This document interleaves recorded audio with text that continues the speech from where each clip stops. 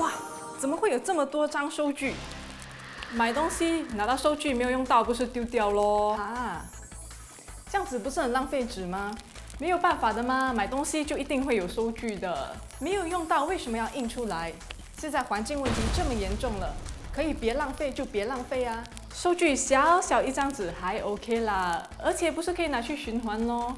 积少成多就产生很多的碳排放了，而且大部分的收据纸都不能再循环了。哎呀，不懂什么碳排放啦！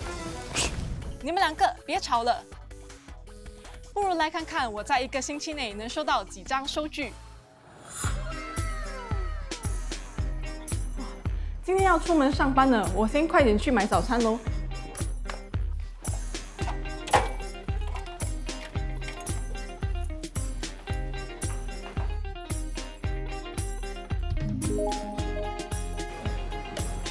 老板，这个怎么买呀2块1包。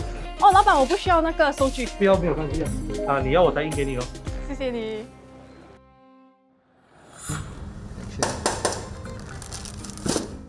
今天我在家办公，虽然没有出门，但是收到快递还是拿到了收据。别忘了要求餐具哦，一次性餐具不环保，可以的话就别用了。至于外卖，餐具我能选择不要，但收据我就没办法了。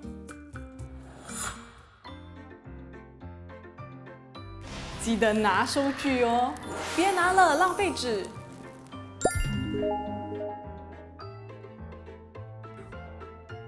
我发现多数大型超市的自助结账柜台都有不需要收据的选项。拿了，等下你回家可以再查看价格。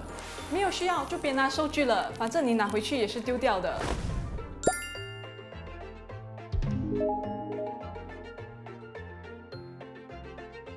我搭的士时用了信用卡付款，司机说收据还是会印出来。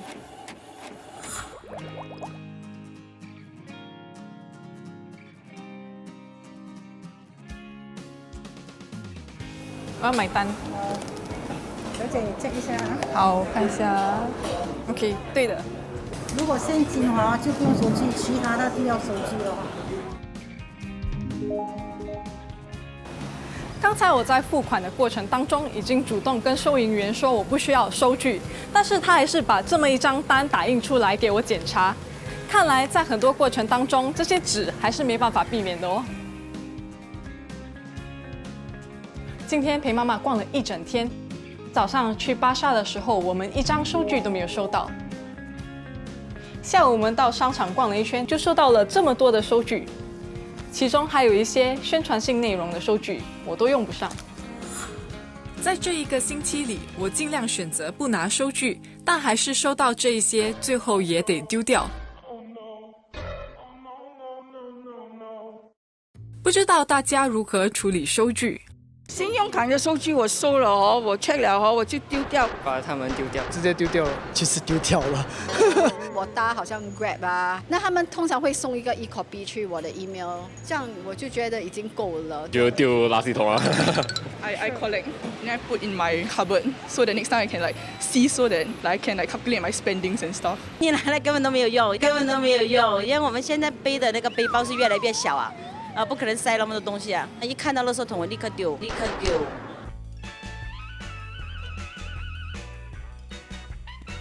这里总共有30张收据，那这30张收据对环境来说有什么样的影响呢？让我们去问问专家。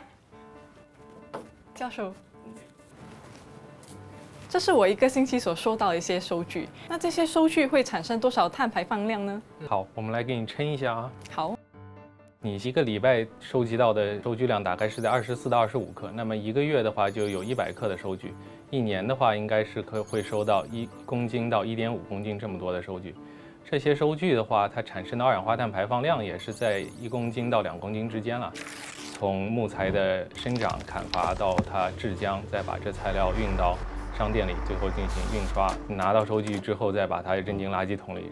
然后这个废弃物的收集跟处理全部加起来，它是有这么多的碳排放量。所以每个人大概1年收到和扔掉的这些收据是需要消耗2到3公斤的木材才能生产出来，也是相当于你总共要搭乘10到15公里的巴士它所消耗的碳排放。看来收据的碳排放量累积起来也不少，那收据可不可以再循环呢？就是说我们要 recycle 还是不要 recycle， 什么都可以 recycle 的嘛。纸当然是拿去再循环。I mean, I never recycle. I just throw away without like thinking of anything. Maybe now I'll start recycling. I think it can be recycled. What? 收据可以环保的吗？我不知道。如果 carbon base 上，我觉得是不行。如果是普通的纸类的话，我觉得是还可以的。什么纸都可以 recycle 是吗？是不是？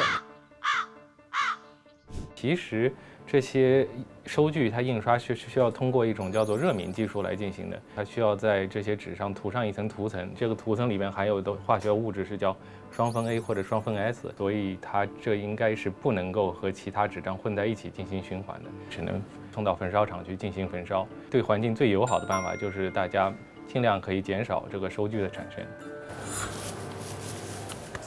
既然减少收据对环境有帮助，那下一次我们在付款的时候，是不是应该问一问自己，我真的需要这张收据吗？我不需要收据，谢谢。可以，没有问题。好。